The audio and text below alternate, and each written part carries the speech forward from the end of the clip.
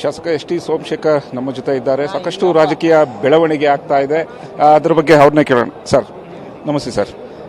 ಕಾಂಗ್ರೆಸ್ ಅಭ್ಯರ್ಥಿ ಪರ ಸೋಮಶೇಖರ್ ಅವರು ಪ್ರಚಾರ ಮಾಡ್ತಾ ಇದ್ದಾರೆ ಎಂಬ ಆರೋಪ ಕೇಳಿ ಬರ್ತಾ ಇದೆ. ಇದಕ್ಕೆ ಬಿಜೆಪಿ ನಾಯಕರು ಕೂಡ ಹೇಳ್ತಾ ಇದ್ದಾರೆ.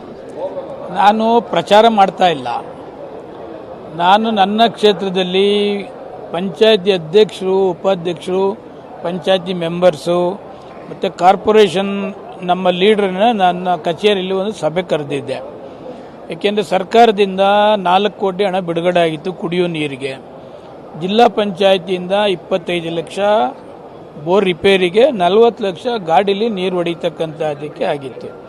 ಅದಕ್ಕೆ 17 ಪಂಚಾಯತಿಯ ಎಲ್ಲರನ್ನ ಸಭೆ ಮಾಡಿ 15 ಫೈನಾನ್ಸಲ್ಲಿ ಡೆವಲಪ್ಮೆಂಟ್ ಸದ್ಯಕ್ಕೆ 2 ತಿಂಗಳು ತೆಗೆದುಕೊಡ್ಬೇಡಿ, ಕುಡಿಯೋ ನೀರಿಗೆ ಮೊದಲನೇ ಪ್ರಾಶಸ್ತ್ಯವನ್ನು ಕೊಡಿ, ಸರ್ಕಾರ ಏನು ಕೊಟ್ಟಿದ್ದಾರೆ ಜಿಲ್ಲಾ ಪಂಚಾಯತಿನೂ ಅದನ್ನು ಉಪಯೋಗ ಪಡಿಸ್ಕೊಳ್ಳಿ. ಕಾರ್ಪೊರೇಷನ್ನು 4 ಕೋಟಿ ಕೊಟ್ಟಿದ್ದಾರೆ ಬೋರ್ವೆಲ್ಗೆ.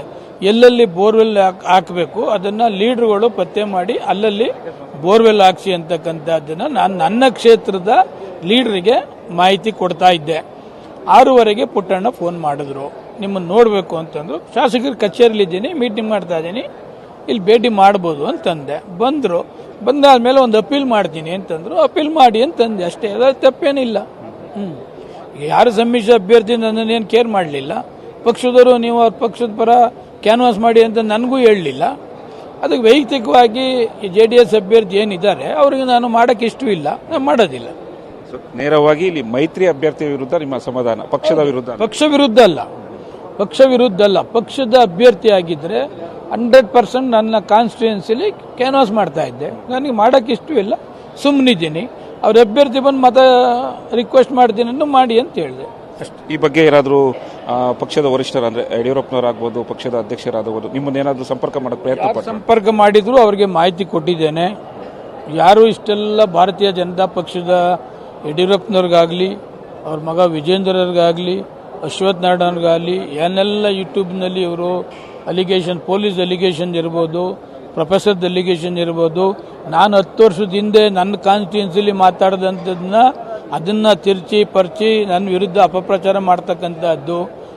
ಈ ಥರದ ವ್ಯಕ್ತಿಗೆ ನಾನು ಯಾವ ಕಾರಣಕ್ಕೂ ಪ್ರಚಾರ ಮಾಡೋದಿಲ್ಲ ಅಂತಕ್ಕಂಥದ್ದನ್ನು ಅಸೆಂಬ್ಲಿಯಲ್ಲಿ ಹೇಳಿದ್ದೀನಿ.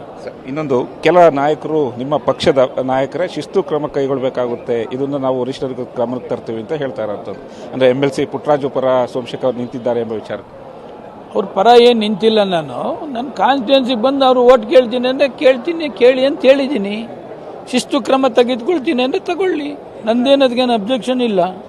ಪಕ್ಷ ವಿರೋಧಿ ಚಟುವಟಿಕೆ ನಾನೇನು ಮಾಡಲಿಲ್ಲ. ಪಕ್ಷ ವಿರೋಧಿ ಚಟುವಟಿಕೆ ಮಾಡಿ ಕೋಟ್ಯಾಂತರ ರೂಪಾಯಿ JDS ತಗೊಂಡು ನನ್ನ ವಿರುದ್ಧ ಮಾಡಿದಂಥವ್ರನ್ನ ನೀನು ಪಕ್ಷಕ್ಕೆ ವಾಪಸ್ ತಗೋತೀರಿ?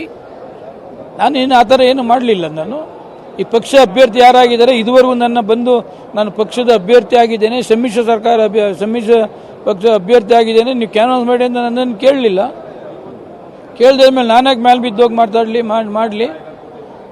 ಪುಟ್ಟಣ್ಣ ಬಂದ ಕ್ಯಾನ್ವಾಸ್ ಮಾಡೋಕೆ ಹೇಳಿದ್ದೀನಿ. ಪಕ್ಷ ವಿರೋಧಿ ಚಟುವಟಿಕೆ ಮಾಡ್ತಾರೆ ಅಂದರೆ carry on, I don't care. Yes sir, ಇದಿಷ್ಟು ಶಾಸಕ ಎಸ್ ಟಿ ಸೋಮಶೇಖರ್ ಅವರ ಮಾತಾಗಿತ್ತು. ಕ್ಯಾಮ್ರಾ ಪರ್ಸನ್ ರಾಮಕೃಷ್ಣ ಜೊತೆ ಹೇಲನ್ ಸ್ವಾಮಿ, TV5 ಬೆಂಗಳೂರು.